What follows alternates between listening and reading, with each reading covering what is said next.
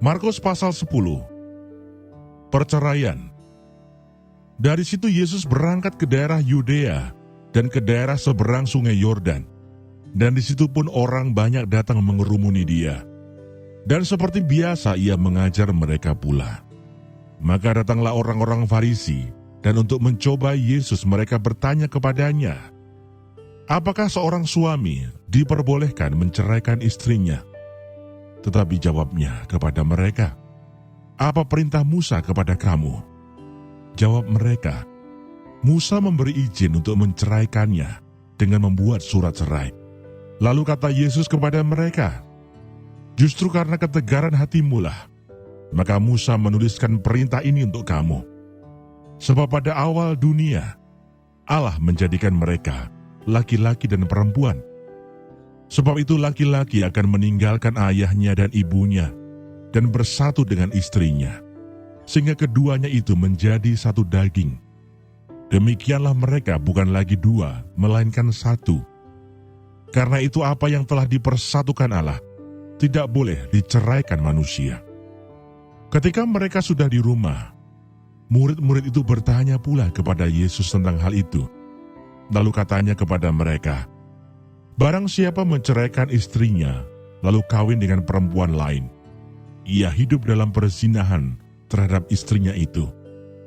Dan jika si istri menceraikan suaminya dan kawin dengan laki-laki lain, ia berbuat zina. Yesus memberkati anak-anak. Lalu orang membawa anak-anak kecil kepada Yesus, supaya ia menjamah mereka. Akan tetapi murid-muridnya memarahi orang-orang itu. Ketika Yesus melihat hal itu, ia marah dan berkata kepada mereka, biarkan anak-anak itu datang kepadaku. Jangan menghalang-halangi mereka, sebab orang-orang yang seperti itulah yang empunya kerajaan Allah. Aku berkata kepadamu, sesungguhnya barang siapa tidak menyambut kerajaan Allah seperti seorang anak kecil, ia tidak akan masuk ke dalamnya. Lalu ia memeluk anak-anak itu, dan sambil meletakkan tangannya atas mereka, ia memberkati mereka. Orang kaya sukar masuk kerajaan Allah. Pada waktu Yesus berangkat untuk meneruskan perjalanannya, datanglah seorang berlari-lari mendapatkan dia, dan sambil bertelut di hadapannya, ia bertanya, Guru yang baik, apa yang harus kuperbuat untuk memperoleh hidup yang kekal? Jawab Yesus, mengapa kau katakan aku baik? Tak seorang pun yang baik, selain daripada Allah saja. Engkau tentu mengetahui segala perintah Allah. Jangan membunuh, jangan berzina, jangan mencuri, jangan mengucapkan saksi dusta, jangan mengurangi hak orang, hormatilah ayahmu dan ibumu. Lalu kata orang itu kepadanya, Guru, semuanya itu telah kuturuti sejak masa mudaku. Tetapi Yesus memandang dia dan menaruh kasih kepadanya, lalu berkata kepadanya, hanya satu lagi kekuranganmu. Pergilah, jualah apa yang kau miliki, dan berikanlah itu kepada orang-orang miskin. Maka engkau akan beroleh harta di surga. Kemudian datanglah kemari dan ikutlah aku. Mendengar perkataan itu, ia menjadi kecewa, lalu pergi dengan sedih, sebab banyak hartanya. Lalu Yesus memandang murid-muridnya di sekelilingnya dan berkata kepada mereka, alangkah sukarnya orang yang beruang masuk ke dalam kerajaan Allah. Murid-muridnya tercengang mendengar perkataannya itu. Tetapi Yesus menyambung lagi, anak-anakku, alangkah sukarnya masuk ke dalam kerajaan Allah. Lebih mudah seekor unta melewati lubang jarum daripada seorang kaya masuk ke dalam kerajaan Allah. Mereka makin gempar dan berkata seorang kepada yang lain, jika demikian, siapakah yang dapat diselamatkan? Yesus memandang mereka dan berkata, bagi manusia hal itu tidak mungkin, tetapi bukan demikian bagi Allah. Sebab segala sesuatu adalah mungkin bagi Allah. Upah mengikut Yesus. Berkatalah Petrus kepada Yesus, kami ini telah meninggalkan segala sesuatu dan mengikut Engkau.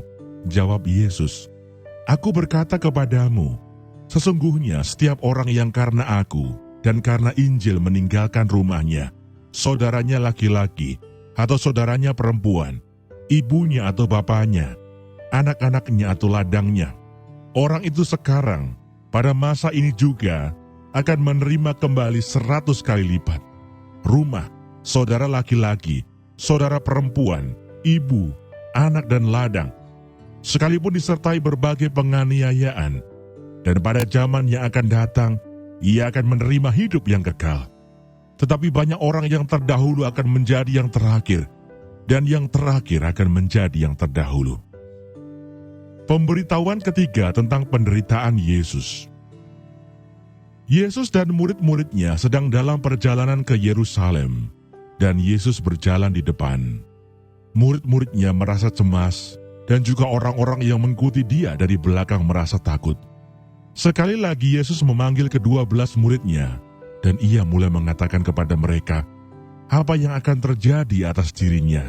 Katanya, "Sekarang kita pergi ke Yerusalem, dan Anak Manusia akan diserahkan kepada imam-imam kepala dan ahli-ahli Taurat, dan mereka akan menjatuhi dia hukuman mati, dan mereka akan menyerahkan dia kepada bangsa-bangsa yang tidak mengenal Allah, dan ia akan diolok-olokkan, diludahi, disesah, dan dibunuh, dan sesudah 3 hari ia akan bangkit."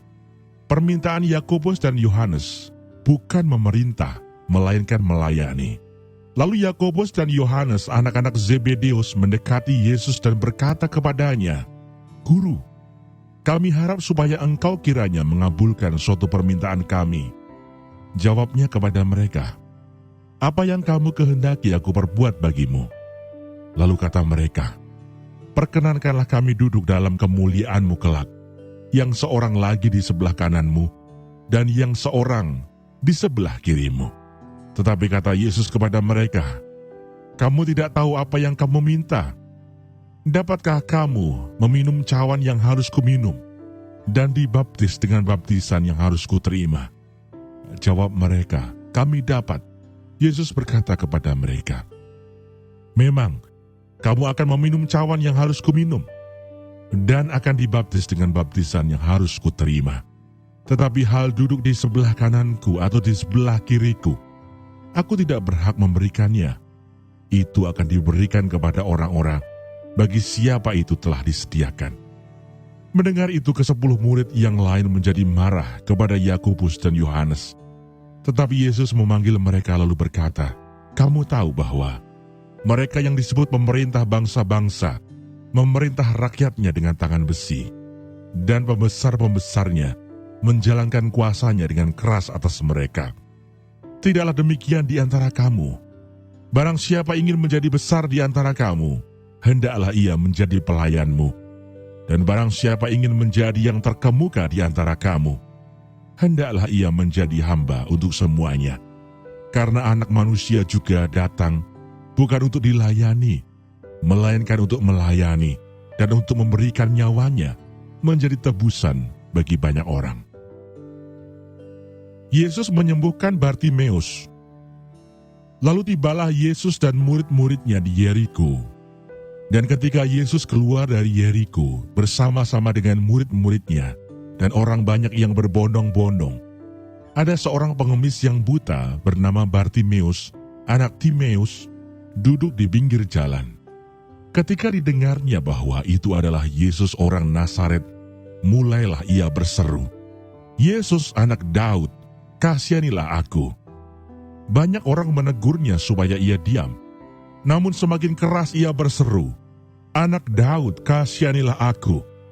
Lalu Yesus berhenti dan berkata, "Panggillah dia." Mereka memanggil orang buta itu dan berkata kepadanya, "Kuatkan hatimu, berdirilah, ia memanggil engkau." Lalu ia menanggalkan jubahnya. Ia segera berdiri dan pergi mendapatkan Yesus. Tanya Yesus kepadanya, "Apa yang kau kehendaki supaya aku perbuat bagimu?" Jawab orang buta itu, "Rabuni, supaya aku dapat melihat." Lalu kata Yesus kepadanya, "Pergilah, imanmu telah menyelamatkan engkau." Pada saat itu juga, melihatlah ia. Lalu ia mengikuti Yesus dalam perjalanannya.